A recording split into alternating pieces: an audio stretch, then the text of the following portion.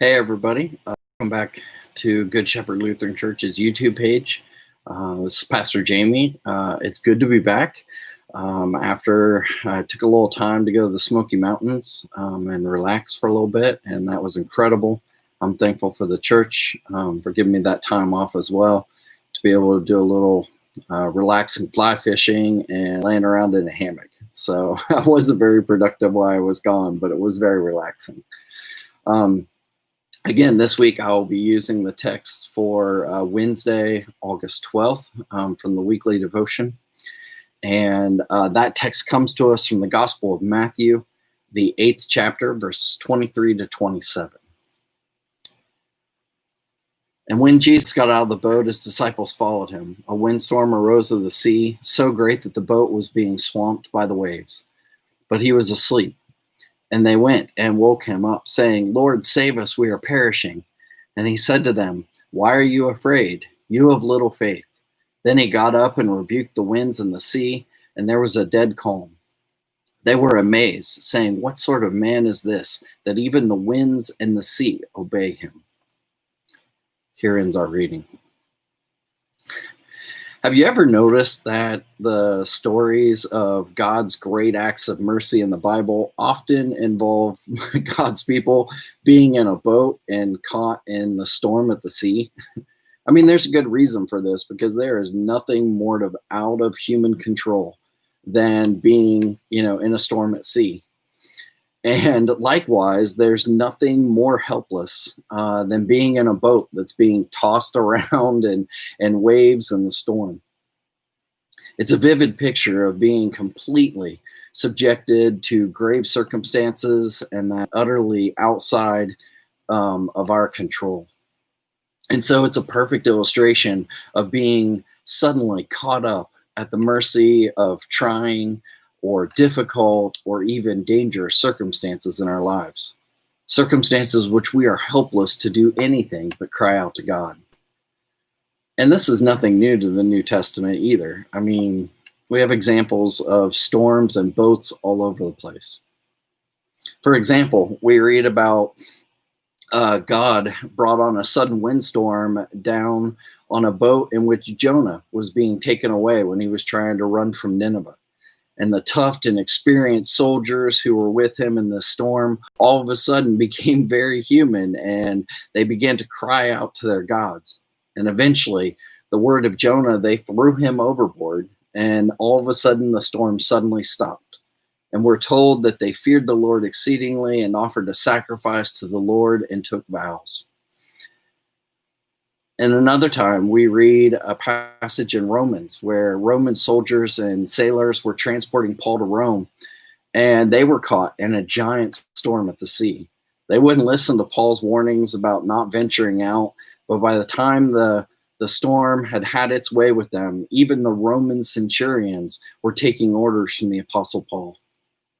Paul prayed, and the lives of all 276 persons we were told were on that boat were all spared.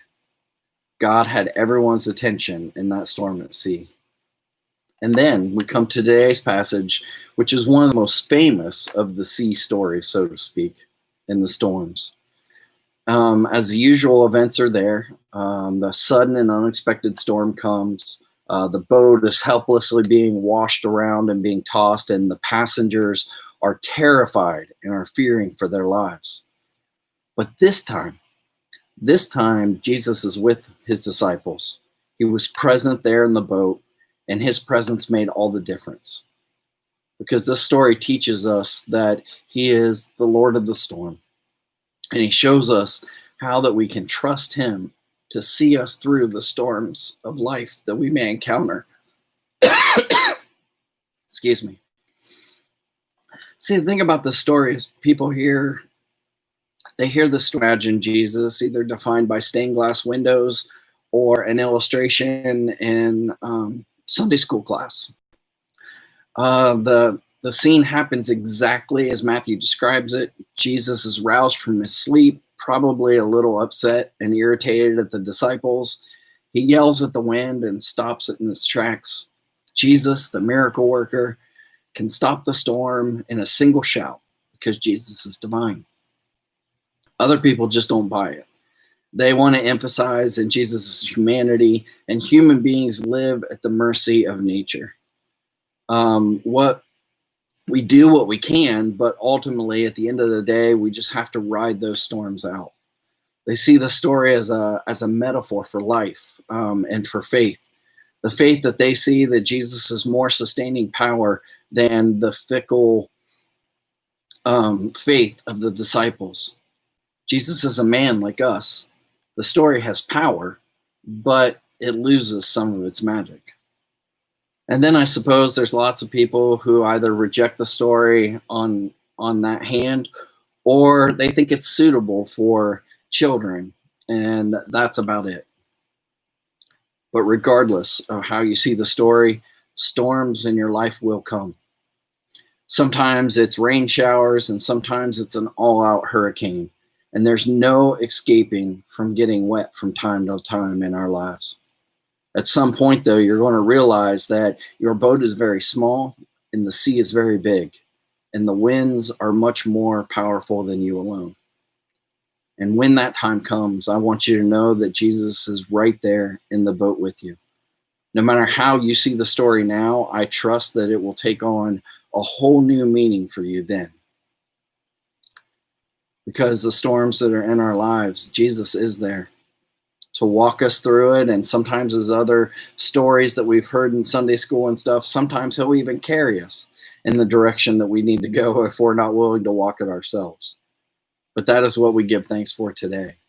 Jesus being the Son of God and being God incarnate here on earth with us, and being able to show us how to live our lives and how to waver through those storms.